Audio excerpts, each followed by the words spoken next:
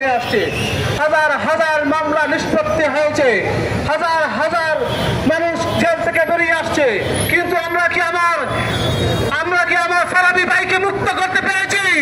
আমরা জুলাই পরবর্তীতে দেখেছি 2009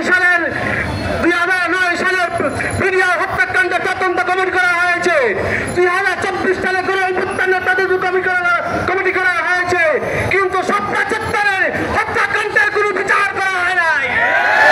2021 সালের হত্যাকাণ্ডের কোনো বিচার করা হয় নাই। বরঞ্চ এই অন্তর্বর্তীকালীন সরকার শত শত রায়নের লাশের উপর দাঁড়িয়ে জঙ্গি মামলা খেলাধুল করেছে। সম্মানিত দর্শক ভাই আমার, এই সরকার যদি এসব নাটক বন্ধ না করে হাসিনা যেই পথে গেছে তো সেই পথে পালাতে হবে। এখন আপনাদের সামনে বক্তব্য রাখবেন